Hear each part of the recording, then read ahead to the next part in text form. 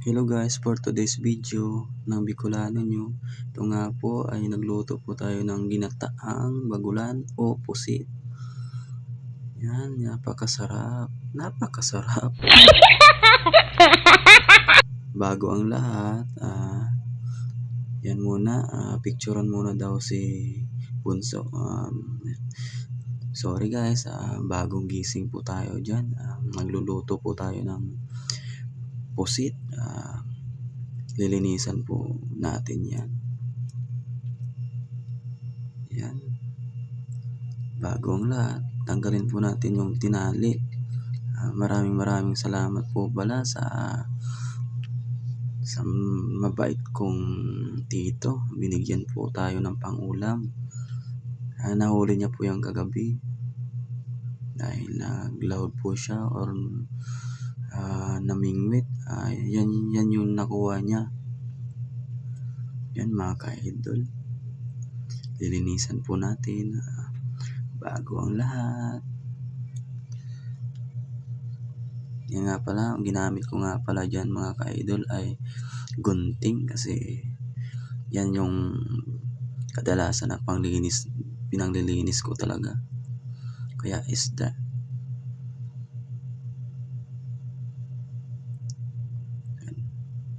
Inaalis po natin yung yung likod or yung likod ng ng pusit mga ka-idol. Kasi dito ang tawag po niyan ay bagulan. Bagulan ba? Bagulan.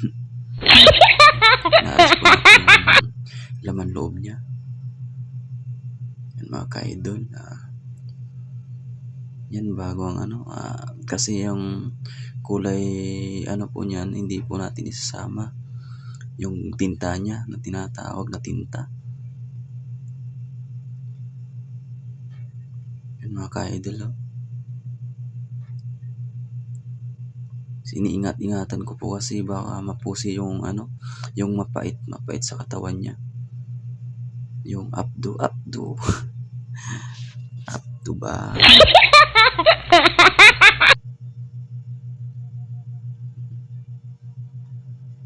Baka sabihin nyo, ang arte naman ng Bicolano, gunting yung ginagamit. Gunting. What?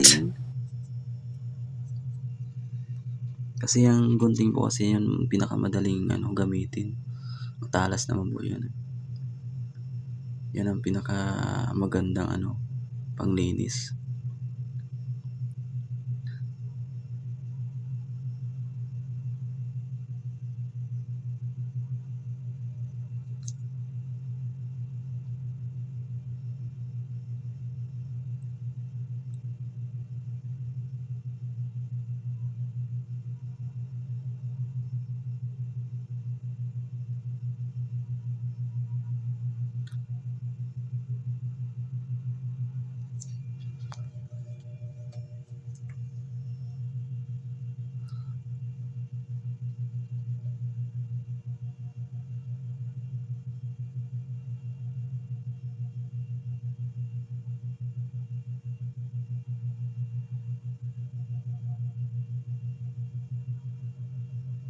Yun nga pala, natapos ko na po pala yung alisin yung laman loob niya.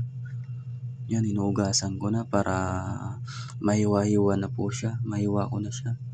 Yun nga po mga ka-idol, hindi na po natin binidyohan yung paghiwa.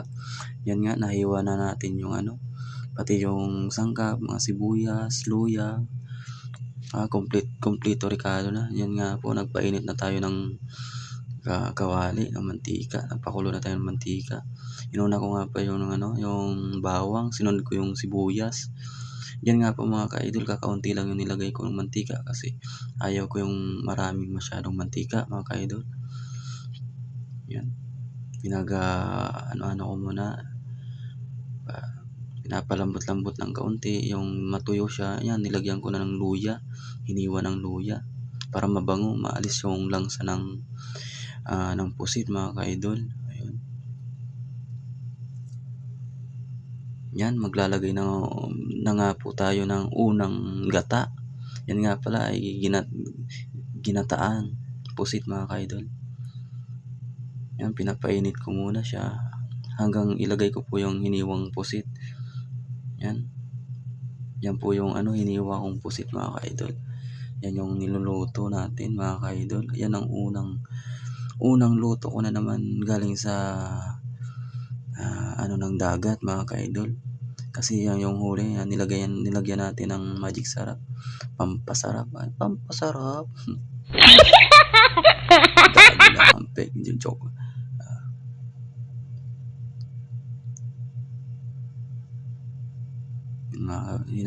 Hinalo-halo na natin po yan mga ka-idol.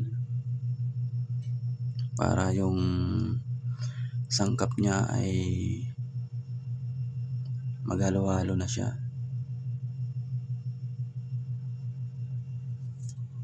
Yan, lalagyan po natin ng pamintang durog. Pamintang durog. Lagyan na natin ng tatakpan na natin yan hanggang maluto. Yung ito ng lutong ginataang pusit. Yan, napakasarap.